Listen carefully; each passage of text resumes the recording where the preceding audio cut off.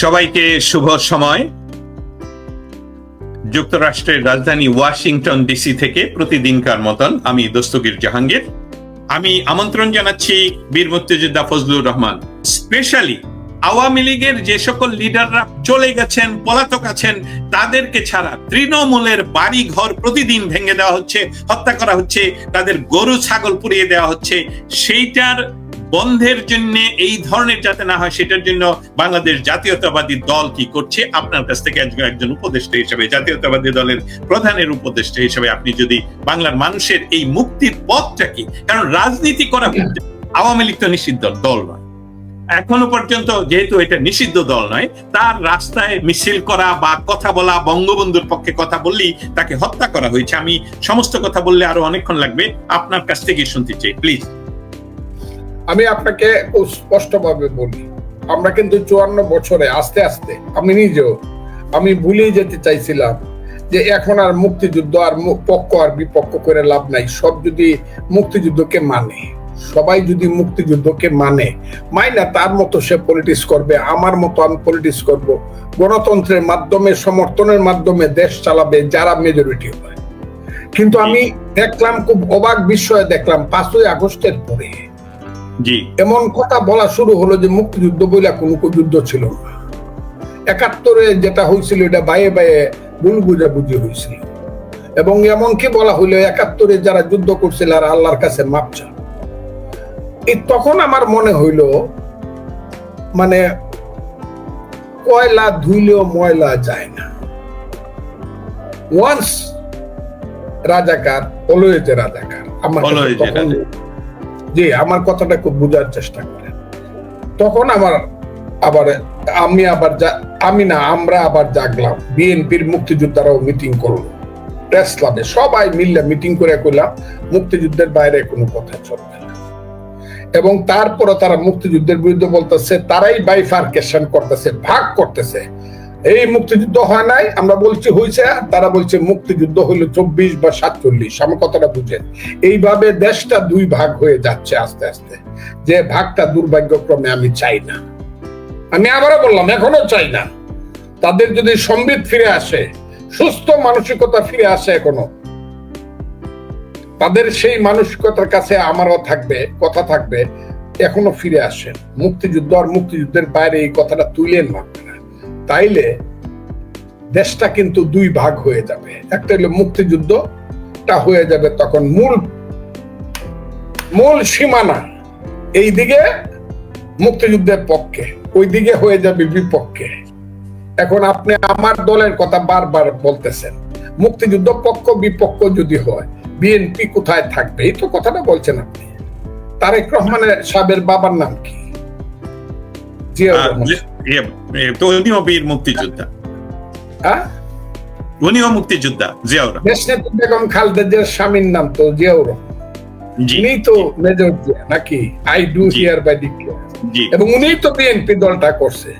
যদি জিয়াউর রহমানকে বিএনপি মানে, তাইলে মুক্তিযুদ্ধকে মানতে হবে, আর মুক্তিযুদ্ধকে মানতে হবে মুক্তিযুদ্ধের পক্ষে থাকতে হবে। এটা আপনি আমাকে এতবার জিজ্ঞাসা করেন। তবে বিএনপি আমার মতো করে থাকবে, আমি তো মুক্তিযোদ্ধা হিসাবে মুক্তিযুদ্ধের পক্ষে, বিএনপি আমার মতো থাকবে না। কিন্তু আমার ধারণা, বিশ্বাস, বিএনপি কোনদিন মুক্তিযুদ্ধের 71-এর বিপক্ষে যাবে না। এটা হলো আমার বিশ্বাসের ব্যাপার। আমি এখনো পর্যন্ত আপনাকে আমি বলতে পারি, মুক্তিযোদ্ধা ফজলুর রহমান, আপনাকে আমি বলতে পারি যে 25 আগস্টের পর থেকে আমরা সাংবাদিকেরা লক্ষ্য করছি যে বিএনপি খুব স্ট্রং নিচ্ছে 71-এর। মানে কি, বিএনপি মতো একটা দল 72-এর সংবিধানের 4টা স্তম্ভকে সমর্থন করে বলছে এগুলা পরিবর্তন করা যাবে না। 72-এর সংবিধান টোটালি নতুন ভাবে লেখা যাবে না, আমরা পরিবর্তন চাই। স্ট্রং মানে কি, যখন রাষ্ট্রপতিকে সরাইতে চাইছে ছেলেপেলেরা, তখন বিএনপি বলছে পারলে তোমরা সরাও, আমরা এটার মধ্যে নাই।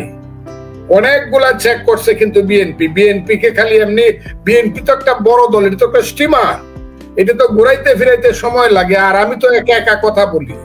আমি আপনাকে বলে বিএনপি আমি বিশ্বাস বিএনপি মুক্তিযুদ্ধের বিপক্ষে যাবে না। আর বিচার বিভাগ বলেন, আমি আপনাকে খুব ক্লিয়ারলি বলি, বাংলাদেশের বিচার বিভাগ হইল, নিচে হইল অ্যাসিস্ট্যান্ট জজ এন্ড ম্যাজিস্ট্রেট, এফিলেন্ট,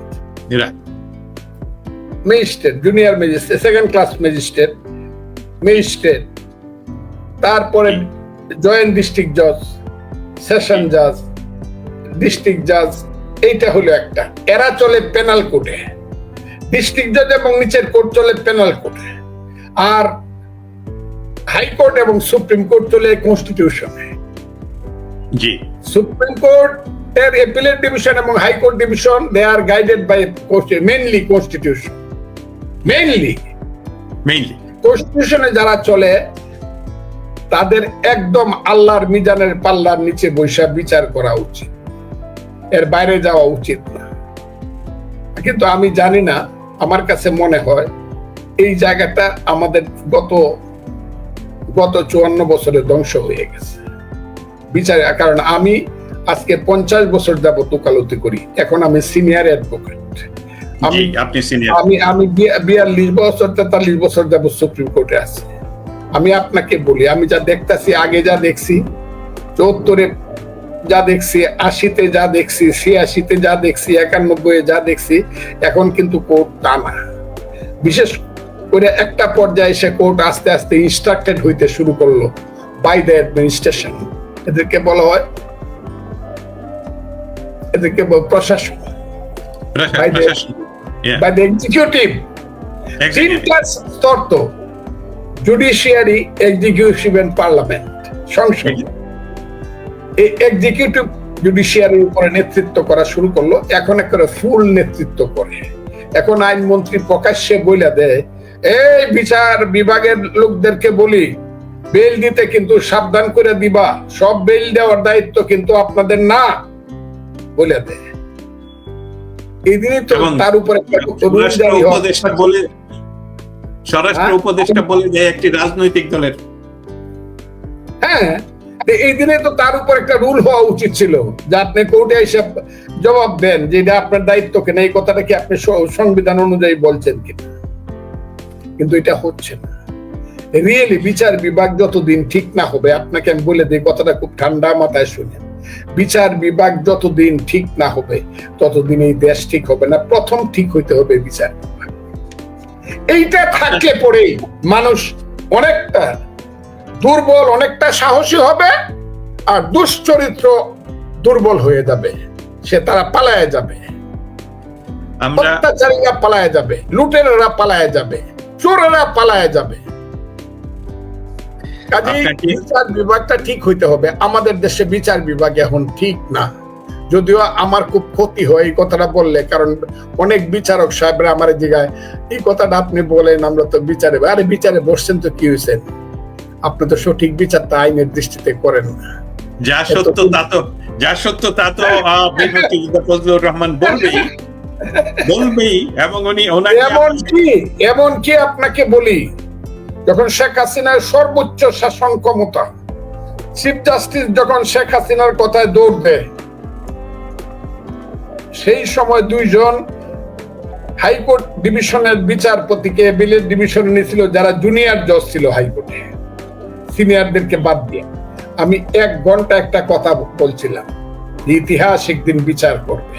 এটা আপনি যদি কোথাও পান, শুনে দেখবেন বিচার বিভাগের কথা বলে। আমি সেই দিনও বলছিলাম যে আজকে যারা জুনিয়র জজদেরকে উপরে তুলে দিয়ে অ্যাপিলেট ডিভিশনে যারা ব্রিলিয়েন্ট জজদেরকে অপমান করতেছেন, একদিন কিন্তু ইতিহাস তার বিচার করবে।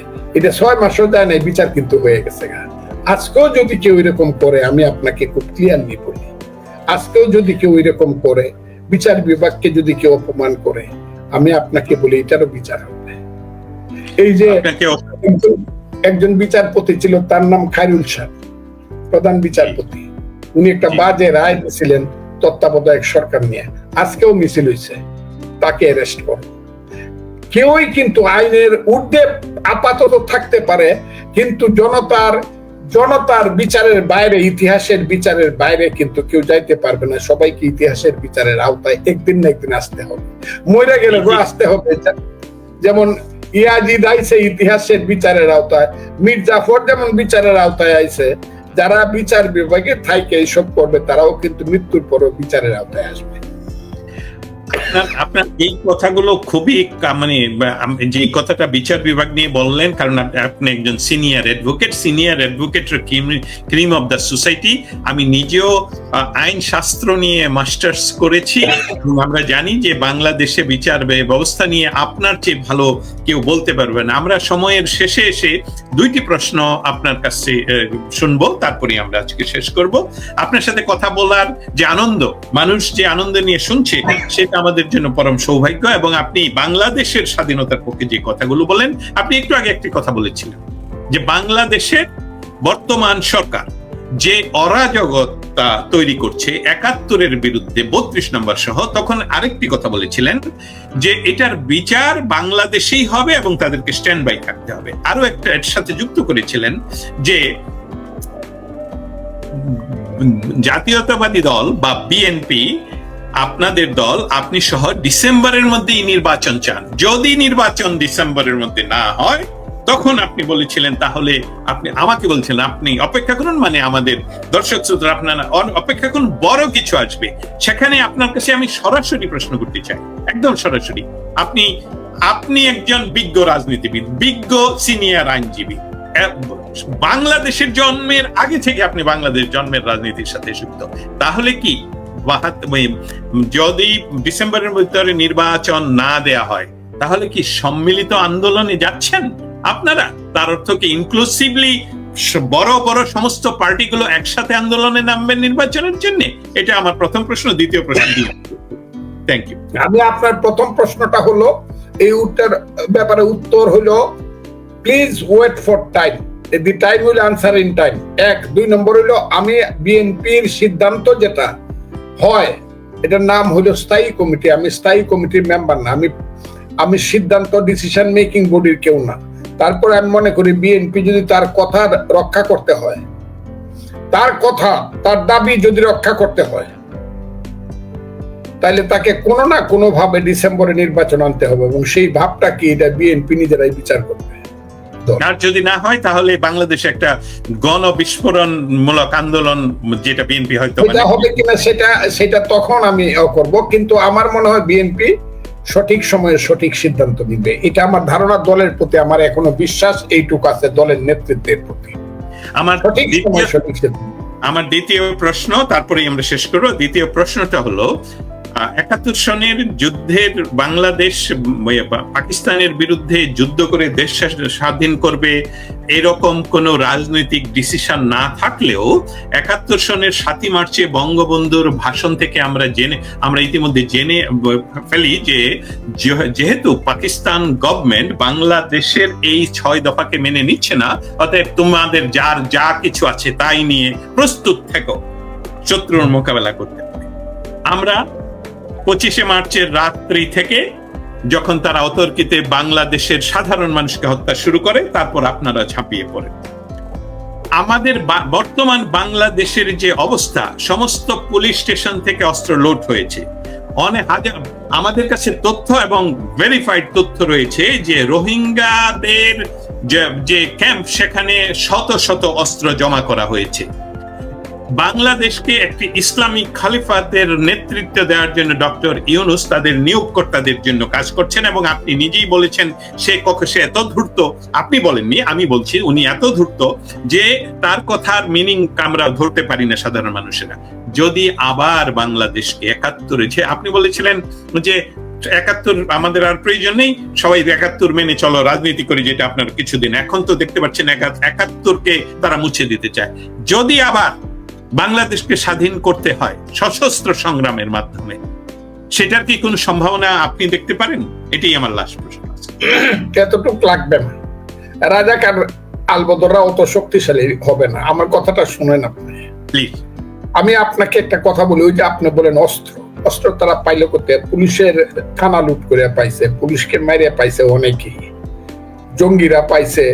আন্দোলনের পিছনে জঙ্গি ছিল কিনা এটা তো তদন্ত হওয়া উচিত, কিন্তু এই তদন্তটা বন্ধ হয়ে গেছে। কেন বন্ধ হয়ে গেছে? যখন বলা হয়েছে পুলিশ মারার কোনো তদন্ত হবে না, এইটা খুব গোপনে হয়েছে। যে কারণে আমি সবসময় একটা কথা বলি, পুলিশ মারার তদন্ত হবে না কেন? পুলিশ তো আমার দেশের নাগরিক, বাংলাদেশেরই সন্তান। পুলিশের কি মা বাপ নাই? তার মা বাপ পিতার সন্তানের জন্য কাঁদে না? পুলিশের কি সন্তান নাই? সেই সন্তানরা কি তাদের পিতার জন্য কাঁদে না? পুলিশের কি স্ত্রী নাই? পুলিশ মারা যাওয়ার পরে সেই স্ত্রী কি বিধবা হয় নাই? তাহলে সেই পুলিশ কেন বাংলাদেশের মানুষ বিচার পাবে না কেন? তদন্ত হোক, পুলিশ যদি অপরাধ করে মরে থাকে বিচার না হোক, আর বিনা অপরাধে যদি কোনো পুলিশ মারা গিয়ে থাকে তাহলে তাদের বিচার হওয়া উচিত। এক। 2 নম্বর হলো অস্ত্র যারা লুট করছে, যারা অস্ত্রের হুমকি দিয়ে তাদেরকে ধরা উচিত। 2। 3 হইলো আপনি বলতেছেন না এত it is not so easy, Arakan corridor দিয়া দিবে। আমি মনে করি আরাকান করিডোর দেওয়া উচিত নয় নয় নয়। যদি দিতে হয় জাতীয় স্বার্থে কোনো কারণে, তাহলে সমস্ত রাজনৈতিক দল, বিএনপি সহ, আমার দল সহ সমস্ত রাজনৈতিক দলকে নিয়ে এখানে বসতে হবে। 1 ইঞ্চি মাটি বৈশা সিদ্ধান্ত নিতে হবে আমরা দিব কিনা, এটা রেফারেন্ডাম করো যে আমার দেশের 1 ইঞ্চি মাটি আমরা অন্য দেশকে সুবিধার জন্য দিব কিনা। যে রেফারেন্ডাম করে যদি পাবলিক মনে করে যে তার দেশের মাটি অন্যজনকে একটু সুবিধা দিবে, আমি মনে করি এটা। এর বাইরে দিলে কিন্তু আজ না হোক কাল, কাল না হোক পরশু, এর কিন্তু বিচার হবে এবং প্রতি উত্তর হবে। আমি এটা মনে। আর ওই যে বলতেছেন যে আরেকটা আল্লাহর দোয়াই লাগে, আমি সশস্ত্র সংগ্রাম, আমি গৃহযুদ্ধে একটা ছেলে বলে, তার নাম মাহফুজ আলম। মাহফুজ আলম 3 দিন বলছে, আমি বলছি ও দেখি এখন বন্ধ হয়েছে, ছেলেটা কথা বলে না, বুঝতে পারছে হোয়াট ইজ হোয়াট, এত সোজা না ব্যাপারটা। মাহফুজ আলম, আমিও চাই না এই দেশে গৃহযুদ্ধ হোক, আর যুদ্ধ হোক, এটা কিন্তু আমি চাই না। কিন্তু আমার এইটাও ধারণা আছে এই দেশের স্বাধীনতা বিরোধীদের এত শক্তি নাই, যতই বড় বড় চটং পটং আর ইউটিউবে যতই আমাদেরকে গালাগালি করুক, অস্ত্র নিয়ে গোপনে একটা গুলি করে ফজলুর রহমানকে মারতে পারবে। কিন্তু এই দেশে কিন্তু মুক্তিযুদ্ধের পক্ষে কোটি কোটি ফজলুর রহমান আছে, সবাইকে মারতে পারবে না। এতে এদের সবকিছু শিক্ষা হয়ে যাবে এবং স্বাধীন বাংলাদেশ স্বাধীন থাকবে। মুক্তিযুদ্ধের বাংলাদেশ মুক্তিযুদ্ধের আদর্শ ধারণ করবে।